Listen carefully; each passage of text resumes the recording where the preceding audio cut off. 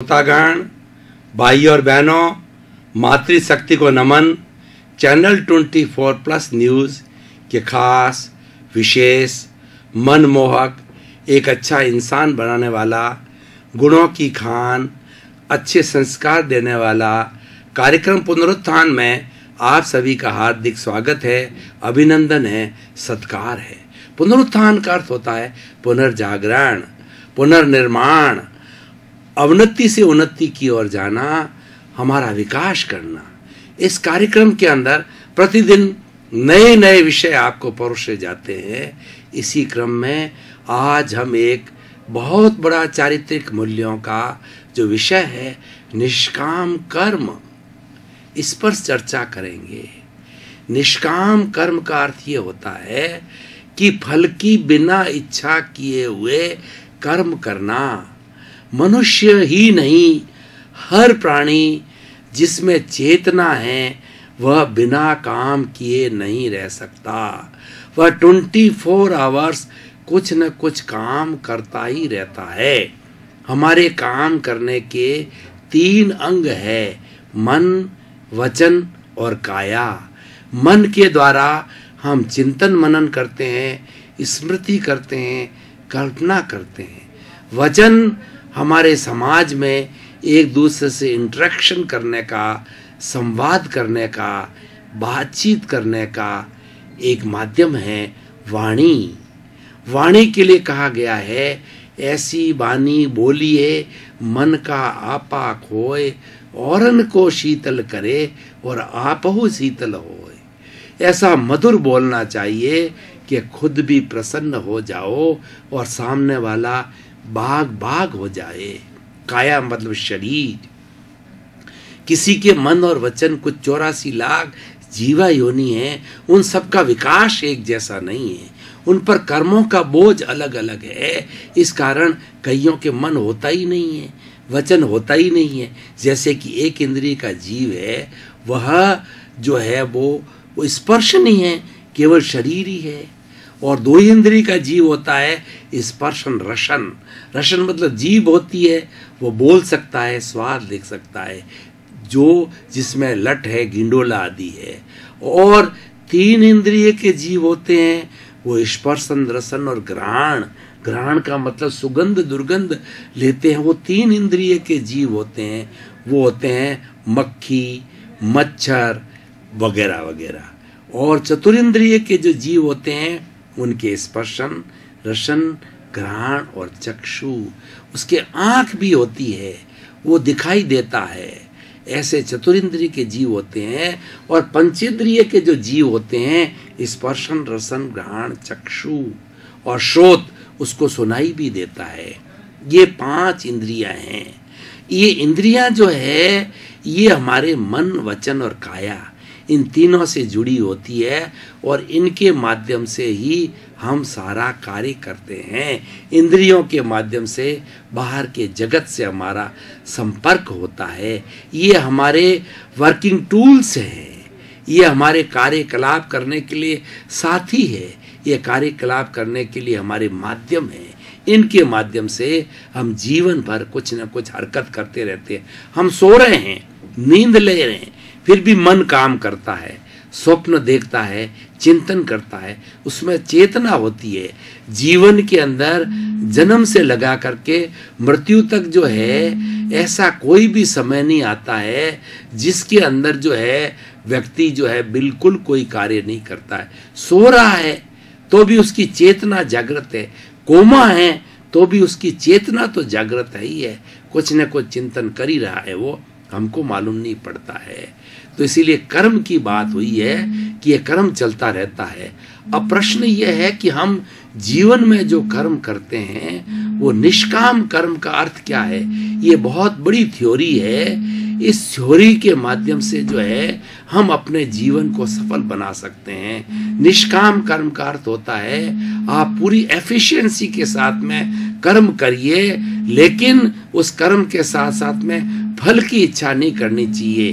गीता के अंदर निष्काम कर्म की बात कही गई है कि आप फुल एफिशिएंसी के साथ में जो है अपना कर्म करिए, लेकिन फल की इच्छा नहीं करनी है। फल की हम इच्छा करते हैं तो हम लिमिटेड हो जाते हैं, हमारी एफिशिएंसी नहीं बढ़ती है, और अगर फल हमें अनुकूल नहीं मिला तो हो सकता है कि हम डिस्टर्ब हो सकते हैं, परेशान हो सकते हैं। इसीलिए हमें फल की बिना इच्छा किए हुए कर्म करते रहना चाहिए। गीता के अंदर भगवान कृष्ण ने निष्काम कर्म की बात कही। अर्जुन ने, वो कृष्ण भगवान उनके सारथी थे, उनके सामने हथियार डाल दिए और उसने कहा कि मैं किससे युद्ध करूं? सामने मेरे पितामह हैं, सामने मेरे गुरु है, सामने मेरे भाई है, कोई मेरे अंकल है और कोई मेरे करीब के रिलेटिव है। मैं उनके साथ युद्ध करूं? कैसे युद्ध करूं? तब भगवान कृष्ण ने कहा कि तुम निष्काम कर्म करो, तुम्हारा उद्देश्य कर्म करना, तुम्हारी ड्यूटी कर्म करना है, और युद्ध तुम्हारे पर थोपा गया है। युद्ध तुम चलाकर नहीं कर रहे हो, युद्ध तो तुम्हारे ऊपर थोपने की वजह से किया जा रहा है, तो तुम कर्म करते रहो। इस निष्काम कर्म की थ्योरी से हमारे जीवन में इतना भारी विकास होता है, हम कभी निराश नहीं होते, हम कभी थकते नहीं, हमारा धैर्य कभी नहीं टूटता, क्योंकि हमको फल की इच्छा ही नहीं है। और जिस व्यक्ति को फल की इच्छा नहीं होती है, प्रारंभ से ही फल की इच्छा के ऊपर जो है बैन कर दिया जाता है, फल की इच्छा को ब्लॉक कर दिया जाता है, तो हमें कर्म भी करना है और फल की इच्छा भी करनी है। नहीं करनी है तो हम बेस्ट एफिशिएंसी के साथ में ऑप्टिमम होकर के हम कार्य करते हैं, दद्धचित होकर के कार्य करते हैं। और जब व्यक्ति दद्धचित होकर के पूर्ण समर्पण के साथ में, पूर्ण डेडिकेशन के साथ में, पूर्ण डिवोशन के साथ में कार्य करता है, तो उसके रिजल्ट हमेशा अच्छे आएंगे। इसीलिए कहा गया है कि ये व्यक्ति हृदय से बोलता है। हृदय से बोलने का अर्थ ये होता है कि वह व्यक्ति वो नेचुरल बोल रहा है, उसका जीवन बोल रहा है, उसके विचार बोल रहे हैं, उसका व्यक्तित्व बोल रहा है। हमने कई बार देखा कि बड़े बड़े संत महापुरुष जो है बहुत ही लिमिटेड बात करते हैं, लेकिन उनकी लिमिटेड बात का हमारे पर असर जो है बड़ा भारी होता है, क्योंकि उनकी साधना बोलती है, उनके वचन सिद्धि है, जो बोलते हैं वो फलित होता है, वो हृदय को छूता है। इसलिए व्यक्ति को हमेशा निष्काम कर्म करने से सबसे बड़ी इसकी फलश्रुति क्या है, इससे बड़ी निष्पत्ति क्या है, इसके परिणाम क्या आएंगे कि हमारे जीवन में शांति रहेगी, सुकून रहेगा, और ये सबसे बड़ी सेवा का कार्य होगा। क्योंकि फल की इच्छा नहीं है तो फिर वह सेवा का ही कार्य हो जाता है। और निष्काम कर्म करने वाले लोगों को देखा गया है कि वो जीवन पर्यंत कार्य करते हैं और उनका जीवन बहुत लंबा होता है, 90-100 साल जीते हैं।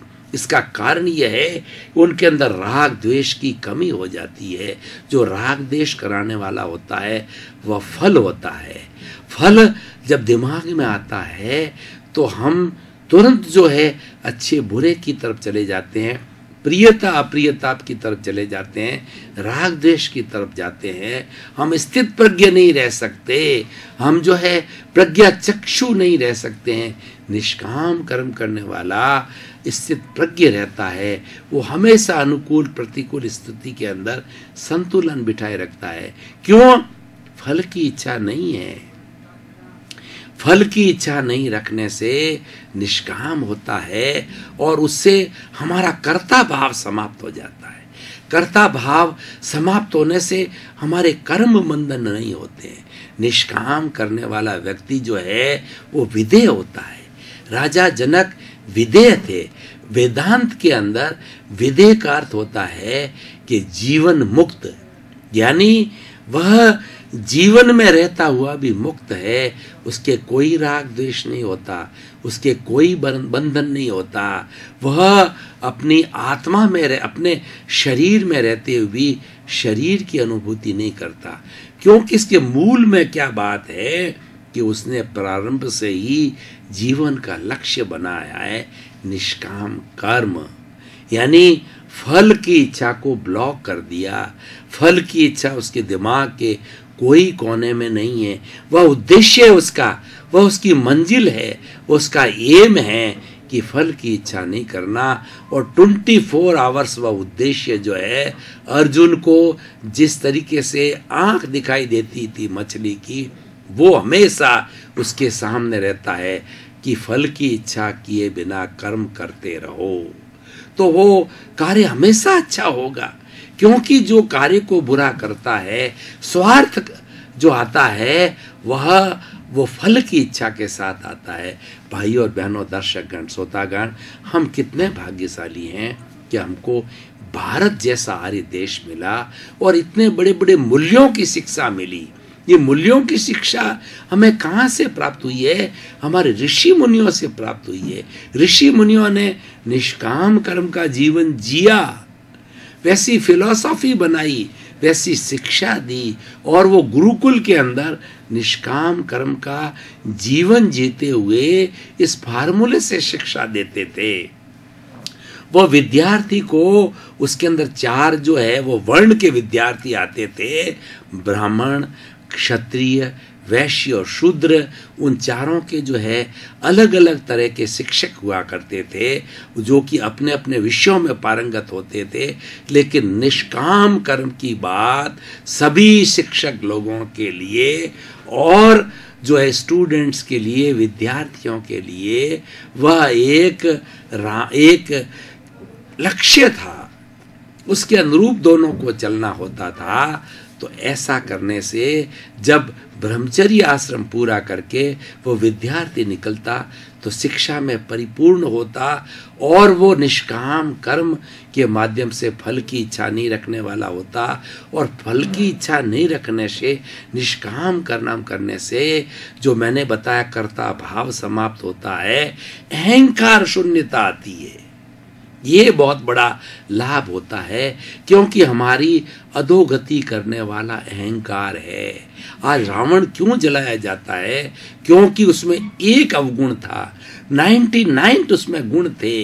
वह वेदों का सर्वज्ञ था, वेदों का कंठस्थ किया हुआ था, जानने वाला था, शिव भगवान का भक्त था, शिव जी का उसको वरदान था। लेकिन एक अवगुण जो उसके साथ अहंकार का था, उस कारण जो है वो उसका विनाश हुआ। और वह कई आने वाले समय में भी जो है वो उसका पुतला जो है वो जलाया जाएगा, जिसको दशहरा बोलते हैं। दशहरे का अर्थ होता है कि बुराई पर जो है वो अच्छाई की जीत, बुराई को एक पुतले के रूप में जलाया जाता है, अहंकार रूपी बुराई को जलाया जाता है। बंधुओं, दर्शकगण, श्रोतागण, भाई और बहनों, हम गहन चिंतन में डूब गए थे और आप और हम एकाकार हो गए थे। अब थोड़ा मानसिक शांति के लिए, तरोताजा होने के लिए हम ब्रेक ले रहे हैं। ब्रेक के बाद पुनः हाजिर हों।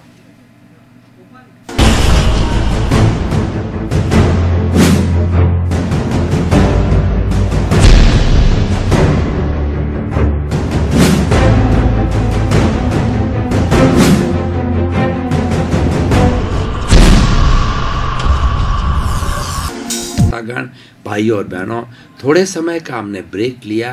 ब्रेक के बाद ताजगी का अनुभव कर रहे हैं और हमारा विचार विमर्श पुनः प्रारंभ कर रहे हैं।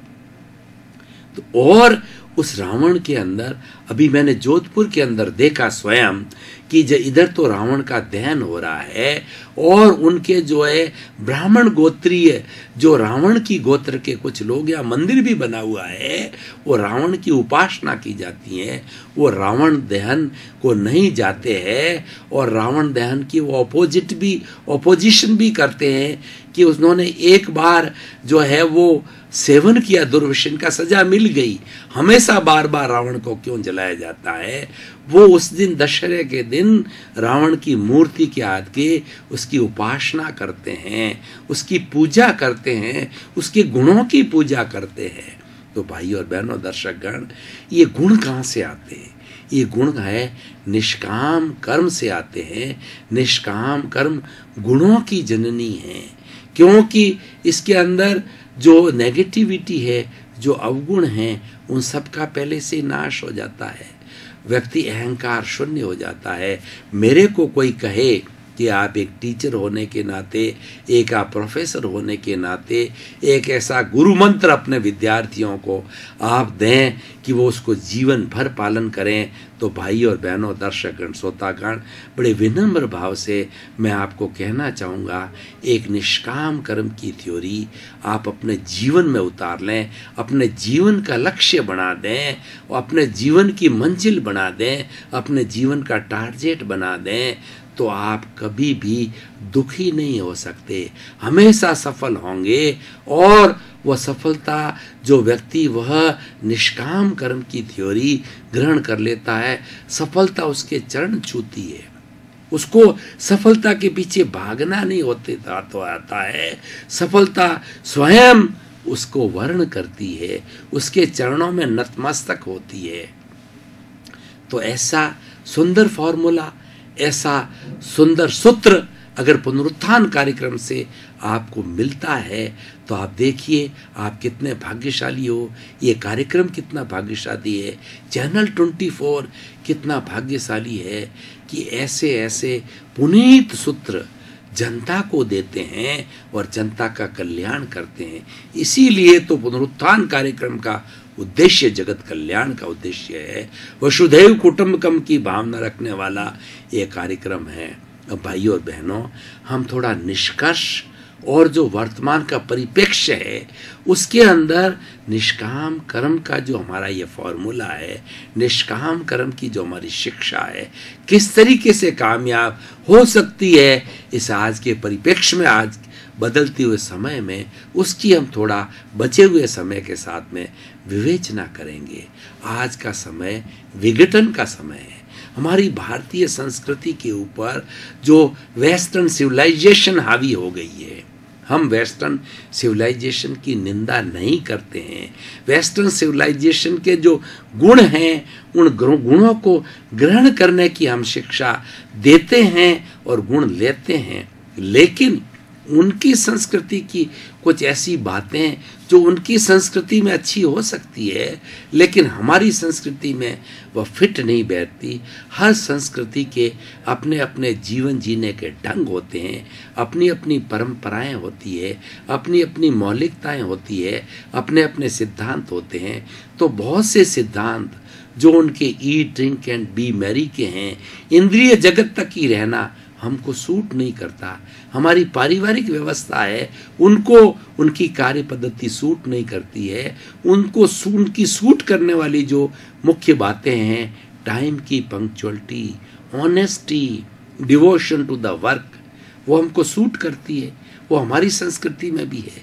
लेकिन उन अच्छी चीज़ों को हमने लिया नहीं और उनकी बुराइयां मैं नहीं कहता, उनकी विकृतियां हैं, उनका अपना सिस्टम है जो हमको सूट नहीं करता, हमारी संस्कृति के साथ में तालमेल नहीं बिठाता है, वो हमने ग्रहण कर लिए, वो हमारे पे हाजिर हो, अब वो हमारे पे हावी हो गई।